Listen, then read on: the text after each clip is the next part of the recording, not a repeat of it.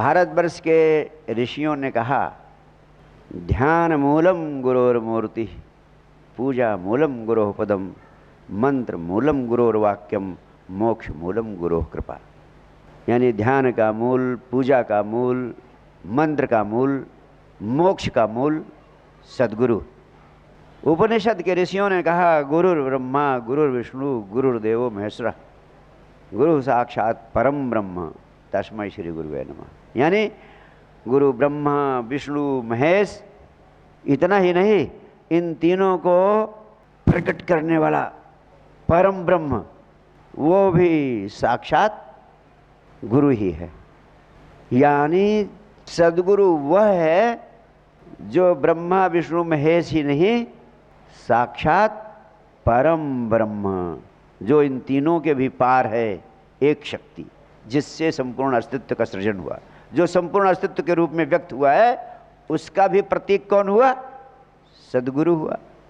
जब किसी व्यक्ति के प्रति आपके प्राणों में ऐसा भाव पैदा हो जाए तो ऐसा व्यक्ति अस्तित्व की खूंटी यानी अस्तित्व का प्रतीक यानी साक्षात परमात्मा का प्रतीक बन जाता है। और जब आपने ऐसे किसी व्यक्ति में साक्षात परमात्मा की प्राण प्रतिष्ठा कर दी, सद्गुरु तो सिर्फ एक प्रतिमा है, उस प्रतिमा में आप साक्षात परमात्मा की प्राण प्रतिष्ठा करते हैं, तब सद्गुरु तुम्हारे लिए साक्षात परमात्मा का परिणाम देने लगता है।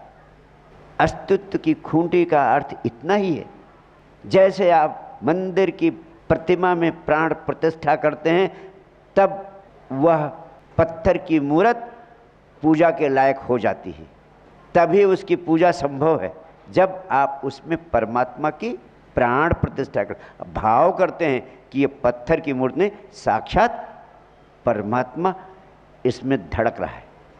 सद्गुरु पत्थर की नहीं, जीवंत प्रतिमा है। अध्यात्म के वैज्ञानिकों ने कहा, उसमें तुम साक्षात परमात्मा की प्राण प्रतिष्ठा कर दो, उसमें साक्षात उसके परमात्मा होने का भाव पैदा कर लो, तो एक चमत्कार होगा तुम्हारी जिंदगी में। इस भाव से तुम सद्गुरु के पास जाओगे तो सद्गुरु का हाथ तुम्हारे लिए परमात्मा का हाथ बन जाएगा, सद्गुरु का वचन तुम्हारे लिए परमात्मा का वचन बन जाएगा।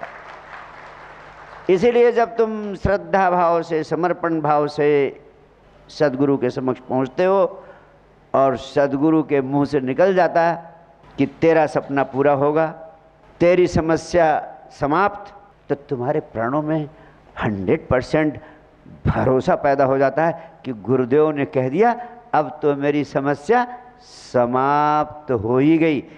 जैसे ही ये भाव आता है, मेरे प्राणों का अनुभव है, उसी क्षण तुम्हारी समस्या जड़ से खत्म हो जाती है और तुम्हारी आकांक्षा पूरा का पूरा साकार होने लगती है।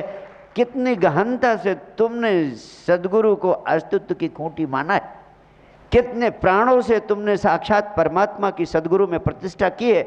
सारा खेल तुम्हारे प्राण प्रतिष्ठा की भाव शक्ति का है। मन जैसा जैसा भाव कर लेता है, वैसा वैसा इस अस्तित्व में प्रकट होने लगता है। इसीलिए भगवान बुद्ध कहते हैं, मनुष्य जैसा जैसा विचार करता है, जैसा जैसा भाव करता है, वैसे वैसे परिणाम उसके जीवन में पैदा होने लगते हैं।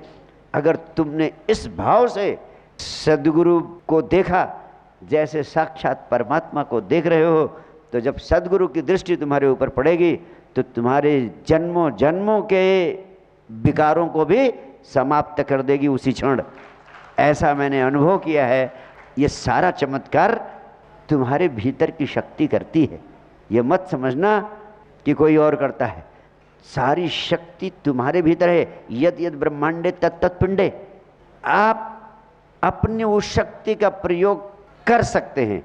अगर इस भाव से आप सद्गुरु के समक्ष उपस्थित होते हैं तो भाव ही तुम्हारी सबसे बड़ी शक्ति बन जाता है। जैसे मैंने देखा है, आप में से कितने लोग हैं जिनको मैं जानता हूँ, कुछ बहुत ही अकड़ू है, जल्दी से किसी को नमस्ते भी नहीं करते, करते भी हैं तो हाथ उठा के यूँ यूँ कर देते हैं। लेकिन यहाँ आते हैं तो एकदम चरणों में ऐसे झुक जाते हैं जैसे कि कोई निर्दोष भोला बाला बच्चा। यानी उनके प्राणों में एक झुकने का भाव, सिर्फ इसलिए आ गया कि वह किसी व्यक्ति से नहीं, साक्षात गुरु भगवान के चरणों में झुक रहे हैं। ये भाव ही तुम्हें शक्ति देता है, वो भाव ही तुम्हारे कष्टों का निवारण कर देता है, तुम्हारी समस्याओं का समाधान कर देता है और तुम्हारी आकांक्षाओं को पूरा कर देता है। आपके भीतर की ये शक्ति जगे और आपके भीतर का भाव गहरा हो, शक्तिशाली हो। इसी कामना के साथ आपको हृदय से आशीर्वाद देता हूँ। बहुत बहुत प्यार, बहुत बहुत आशीर्वाद।